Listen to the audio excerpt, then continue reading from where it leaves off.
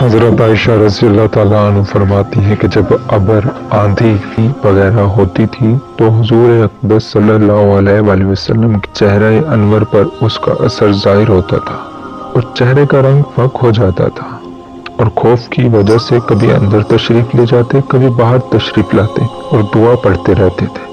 ترجمہ اس دعا کا: یا اللہ، اس ہوا کی بھلائی چاہتا ہوں جو اس ہوا میں ہو، بارش وغیرہ اس کی بھلائی چاہتا ہوں، اور جس غرض کے لیے بھیجی گئی اس کی بھلائی چاہتا ہوں۔ یا اللہ، میں اس ہوا کی برائی سے پناہ مانگتا ہوں، اور جو چیز اس میں ہے اور جس غرض سے یہ بھیجی گئی اس کی برائی سے پناہ مانگتا ہوں۔ اور جب بارش شروع ہو جاتی تو چہرے پر امسات شروع ہوتا۔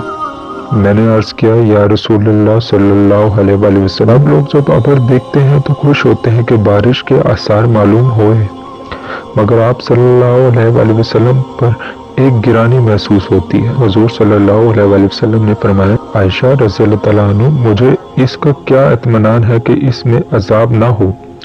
قوم عاد کو ہوا کے ساتھ یہ عذاب دیا گیا، اور وہ ابر کو دیکھ کر خوش ہوئے تھے کہ اس ابر میں ہمارے لیے پانی برسایا جائے گا، حالانکہ اس میں عذاب تھا۔ اللہ جل شانہ کا ارشاد ہے: ان لوگوں نے یعنی قوم عاد نے جب بادل کو اپنی وادیوں کے مقابل آتے دیکھا تو کہنے لگے، یہ بادل تو ہم پر بارش برسانے والا ہے،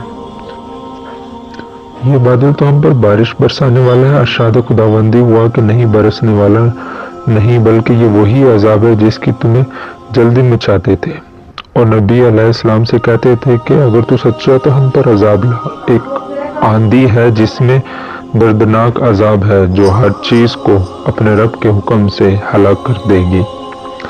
چنانچہ وہ لوگ اس آندھی کی وجہ سے ایسے تباہ ہو کہ مکانات کے سوا کچھ نہ دکھلائی دیتا تھا، اور ہم مجرموں کو اسی طرح سزا دیا کرتے ہیں۔ یہ اللہ کے خوف کا حال اسی پاک ذات کا ہے جس کا سید الاولین و آخرین ہونا خود اسی کے ارشاد سے سب کو معلوم ہے۔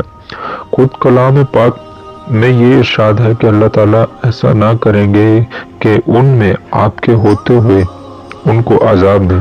اس وعدہ خداوندی کے باوجود پھر حضور اقدس صلی اللہ علیہ وآلہ وسلم کے خوف الہی کا یہ حال تھا۔ ابر اور آندھی کو دیکھ کر پہلے ہی قوموں کے عذاب یاد آ جاتے تھے۔